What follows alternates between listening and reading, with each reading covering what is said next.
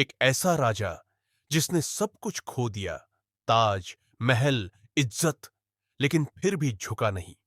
जब जिंदगी ने हर रास्ता बंद कर दिया, तब उसने एक ऐसा रास्ता बनाया जो हर किसी के लिए मिसाल बन गया। जानिए उस राजा की अनसुनी, सच्ची और प्रेरणादायक कहानी जो हर दिल को छू जाएगी। बहुत समय पहले की बात है। अमृतपुरी नामक एक सुंदर राज्य था, जिसके राजा थे हरिदत्त। वह प्रजाप्रिय, दयालु और विद्वान राजा थे। उनका राज्य सोने की चिड़िया कहलाता था। लेकिन समय बदला। राजा ने अपने मंत्रियों पर आंख मूंद कर भरोसा किया। मंत्री भ्रष्ट निकले और धीरे धीरे सारा खजाना लूटकर भाग गए। कुछ सालों में ही अमृतपुरी गरीब हो गया। लोग भूख से तड़पने लगे और राजा खुद भी दरिद्र हो गया। राजमहल गिरवी रखना पड़ा और अंत में राजा को आम लोगों की तरह खेतों में मजदूरी करनी पड़ी। अब राजा हरिदत्त फटे पुराने कपड़े पहनकर गांव के मंदिर के पास बैठता था। उसे कोई पहचानता नहीं था। बच्चे उसे पुराना बाबा कहकर चिढ़ाते थे। एक दिन राजा को भूख बहुत लगी थी। वह गांव के सबसे अमीर साहूकार सेठ दुर्जन के घर गया और एक रोटी मांगी। सेठ ने हंसते हुए कहा, तू राजा था, अब भीख मांगता है। अगर पेट भरना है तो मेरे खेत में दिन भर काम कर। राजा ने यह अपमान सह लिया और खेत में काम किया। दिन भर की मेहनत के बदले उसे सिर्फ 2 सूखी रोटियां मिली। राजा मंदिर में बैठा रोटी खा रहा था कि तभी एक छोटा बालक अर्जुन वहां आया। वह रोज राजा को खाना लाता था। राजा ने पूछा, बेटा, तू मुझे रोज खाना क्यों देता है? अर्जुन बोला, मां कहती है, भूखे को भोजन देना पुण्य होता है। मैं जानता हूं कि आप आम आदमी नहीं हैं। आपके बोलने का ढंग और नजरों में कुछ अलग है। राजा मुस्कुराया। पहली बार किसी ने उसकी आत्मा को पहचाना। एक दिन राजा जंगल गया, शांत बैठने। वहां एक बूढ़ा साधु मिला।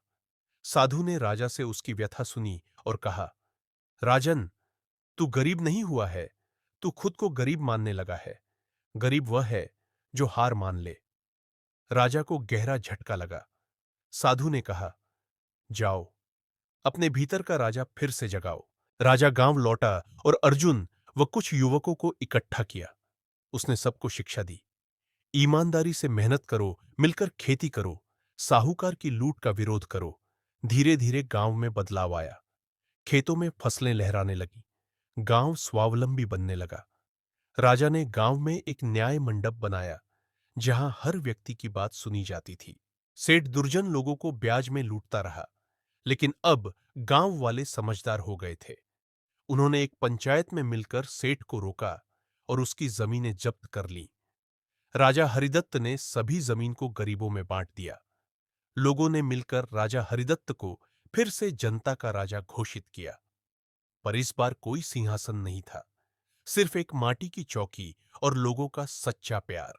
हार मान लेना ही सच्ची गरीबी है।